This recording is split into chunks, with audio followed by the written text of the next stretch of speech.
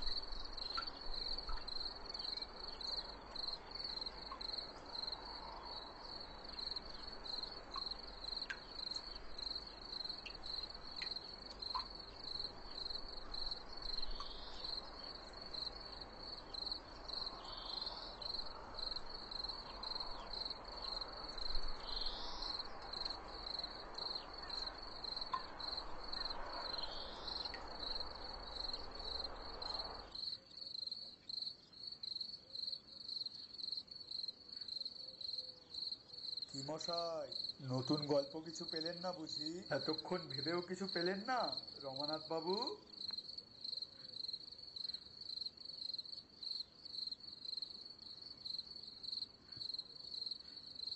আপনি কি করে জানলেন যে আমি এখানে বসে গল্প ভাবছি?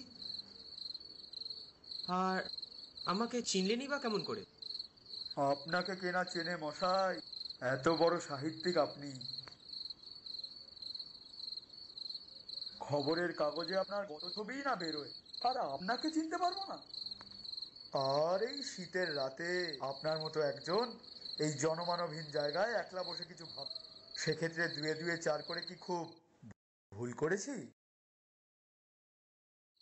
আসলে বিচিত্রপত্র পত্রিকার সম্পাদক অরুণবাবু পরশুদিনের মধ্যে একটা খুনের গল্প জমা দিতে বলেছেন, কিন্তু অনেক ভেবেও জুৎসই একটা কিছু মাথায় আসছে না। তাই ভাবলাম এই পুকুর পাড়ে বসে বুদ্ধির গোড়ায় ধোয়া দিয়ে মাথার জটগুলোকে যদি একটু ছাড়ানো যায়। এ ব্যাপারে আমি কিন্তু আপনাকে সাহায্য করতে পারি। সাহায্য? কিভাবে? আমি কিন্তু আপনাকে একটা সত্যি ঘটনা বলতে পারি। আশা করি সেটা শুনলে আপনার চাহিদা পূরণ হয়। বেশ, শুনি। প্রায় বছর 10 আগেকার ঘটনা। ব্যবসায়ী অমলবাবু মারা গেছেন। তার 2 ছেলে।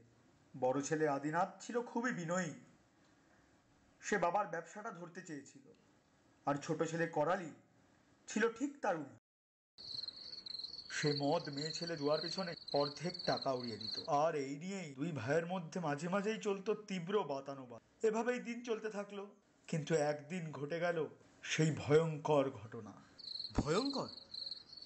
তা কিসে ঘটনা? এরপর রাতের অন্ধকারে তার দেহটাই পুকুরের জলে ফেলে দিয়ে যায়। কিন্তু একটা ব্যাপার আমায় বলুন, আপনি বললেন এটা সত্যি ঘটনা, আপনি এত কিছু জানলেন কি করে? থানা পুলিশ অবধি তো জানাতেই পারতেন।